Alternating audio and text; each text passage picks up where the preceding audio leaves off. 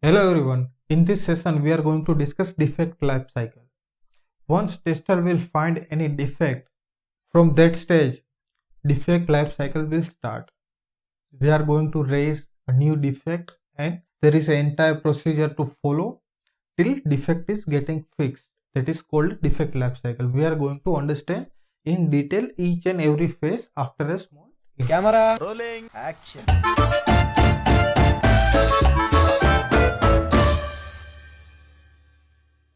We knows what is a testing. Whenever tester test application against the requirement specification, by that time they will find a defect. Once they find the defect has to be tracked end to end till it gets fixed. Question arise here, what are the defects they can trace, or what are the defect testers can find? Let's understand first. First is missing requirement. For example, we know the CRS. Once developer team will develop the application based on the CRS or SRS, and tester team will test application based on the CRS, SRS or business scenario. Let's say developer has missed a few functionality.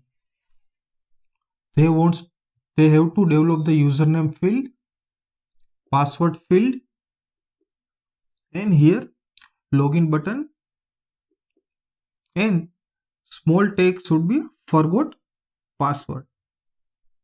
If developer has missed the forgot password functionality, even though it is mentioned in the CRS or SRS, in that case we can say this defect is against the requirement specification and it has to be fixed.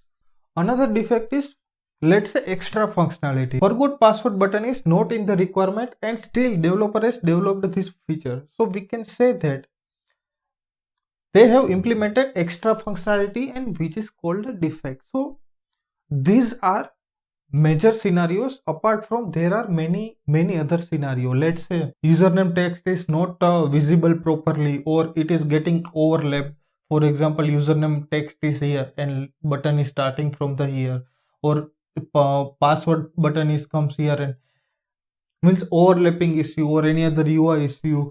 For example, let's say logo has to be displayed here instead of logo it is showing. Sometimes we can see broken image, logo is not displaying properly. There are many more scenarios. We want to log into the application, still after entering the valid data into the login field we are not able to log into the application.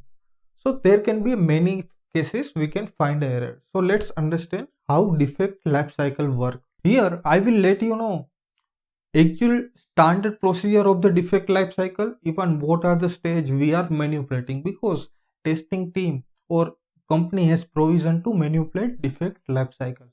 First stage is new. Whenever tester find a defect, he will raise a defect in particular defect tracking tool. There are many tools are available. For example, Zira, Bugzilla, Redmine, or few companies are raising in the Google spreadsheets. Whenever tester will find a bug, and he or she will raise with the new status.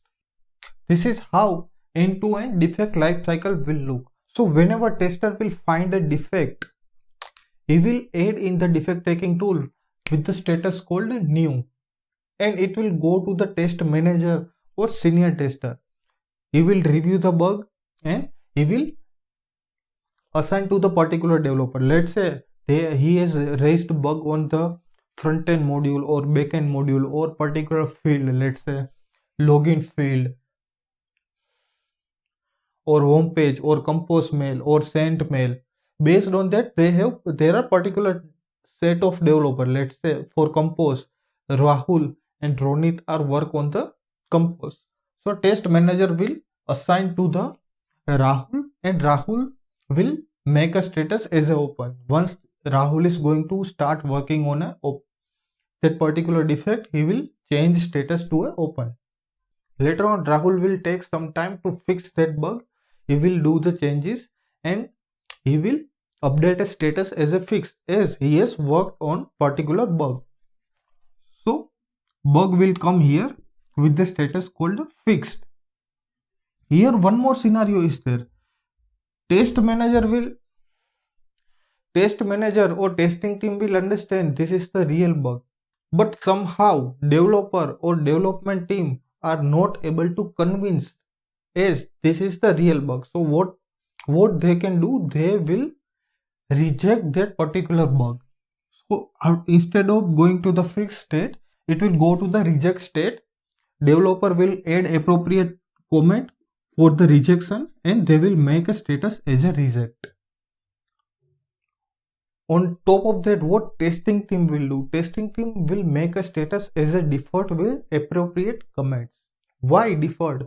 Sometimes what happen, as a tester, I think this is the bug, but as a developer or other team member, they will feel particular bug is not valid, or at particular stage that bug is not valid.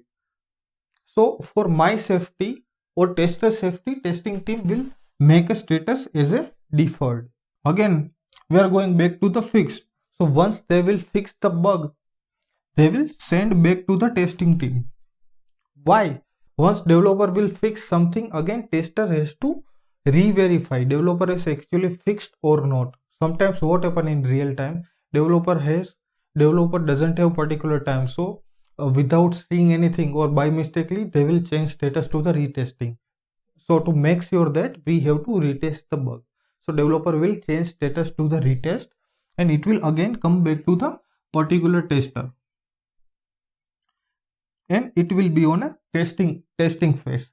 Again, what tester will do, tester will retest the bug. So there are also two probabilities. One is bug is actually fixed, another scenario is bug is not fixed, then he will change status to the reopen. So there is a small correction, instead of here retesting, status should be reopen.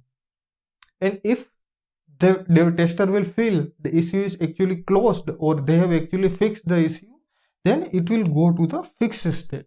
Once bug is fixed, then it will again go to the senior manager or senior member of the testing team.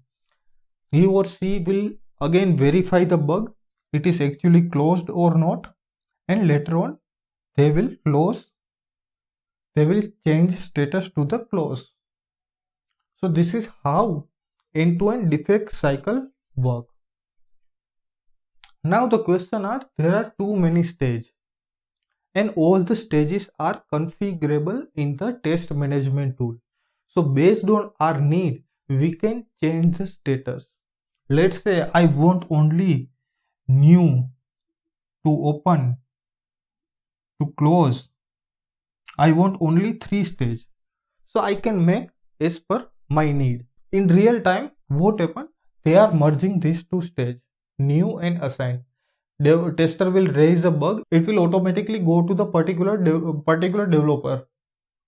There is no person in between this, and after fixed or after retesting, automatically it will go to the close. They are going to merge these 2 stages.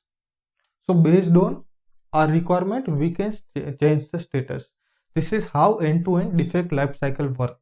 In next session, we are going to raise a defect in real time. By that time, you will get to know how defect cycle actually work. We will see with the example. I hope everything is clear. If you have any doubt, feel free to ask me in the comment section. We'll see you in the next